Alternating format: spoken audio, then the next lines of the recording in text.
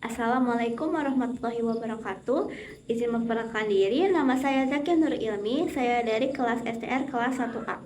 Saya dengan NIM P27904124018. Di sini saya akan menjelaskan tentang alat reproduksi pada pria dan wanita beserta fungsinya.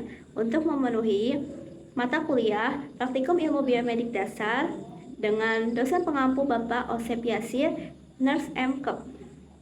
Yang pertama ada alat reproduksi pada laki-laki, yaitu ada organ eksternalnya itu ada dua, yaitu penis dan skrotum. Penis berfungsi sebagai jalan keluarnya urin dan sperma.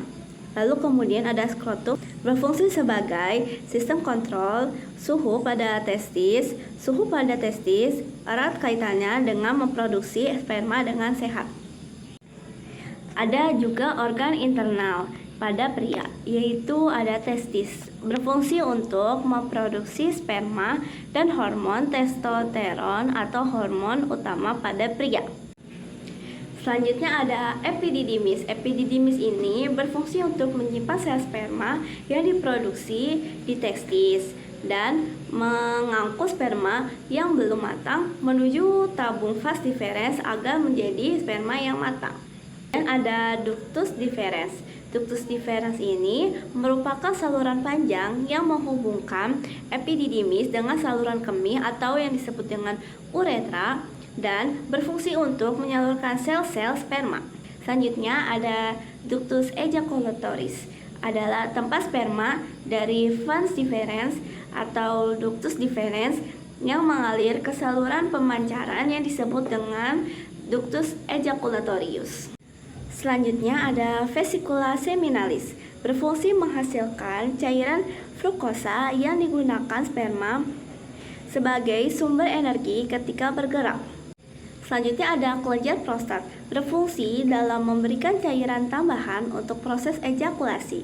Cairan prostat juga membantu sperma agar tetap sehat. Selanjutnya ada kelenjar bulbouretralis, bertanggung jawab untuk menghasilkan cairan praejakulasi yang disekresikan selama gairah seksual, menetralkan keasaman uretra sebagai persiapan untuk perjalanan sel sperma. Yang terakhir ada uretra. Saluran ini adalah saluran yang membawa urin atau sperma ke luar tubuh. Selanjutnya ada hormon reproduksi pada pria, yaitu ada hormon gonadotropin, ada hormon perangsang folikel, lalu juga ada luteinizing hormon, dan juga ada hormon testosteron. Selanjutnya saya akan menjelaskan tentang alat reproduksi pada wanita. Yang pertama pada bagian luar, yaitu ada mons pubis. Fungsi utamanya adalah sebagai bantalan tulang kemaluan selama hubungan seksual serta melepaskan feromon untuk membangkitkan ketertarikan seksual. Selanjutnya ada labia mayora. Labia mayora ini juga bisa disebut sebagai bibir besar karena fungsinya adalah melindungi organ luar lainnya. Selanjutnya ada labia minor. Tidak hanya berfungsi sebagai pelindung saja, tetapi labia minor ini juga mampu menghasilkan pelumas alias minyak yang diproduksi oleh kelenjar minyak pada bagian permukaan di organ intim wanita.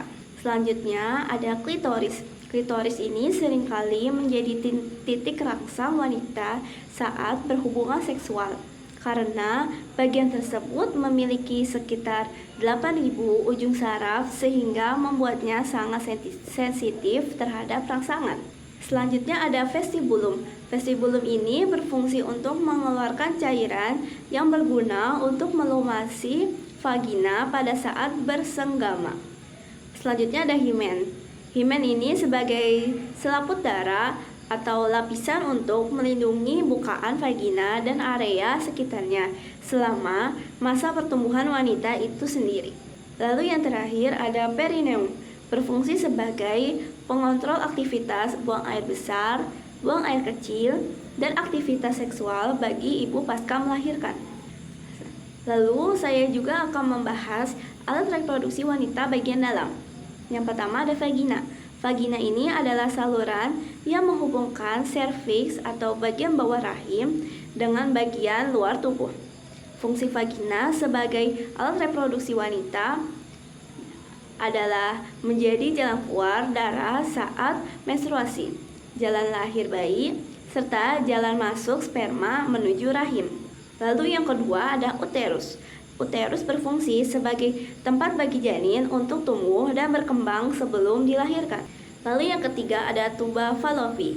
Tuba Fallopi mempunyai fungsi untuk mengangkut ovum dan membawanya ke dalam infundibulum atau bagian ujung tuba Fallopi menuju rahim. Pembuluh sel telur dengan sperma juga terjadi di tuba Fallopi. Kemudian telur yang sudah dibuahi pindah dan ditanamkan pada lapisan rahim. Yang keempat yaitu ada ovarium.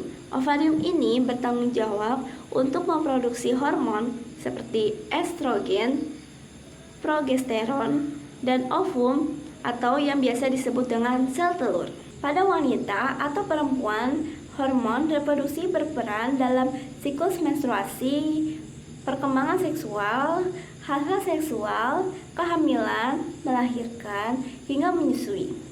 Hormon reproduksi pada wanita terdiri dari estrogen, progesteron, LH, FSH, testosteron, dan oksitosin. Cukup sekian dan terima kasih. Apabila saya ada salah kata, saya mohon maaf. Wassalamualaikum warahmatullahi wabarakatuh.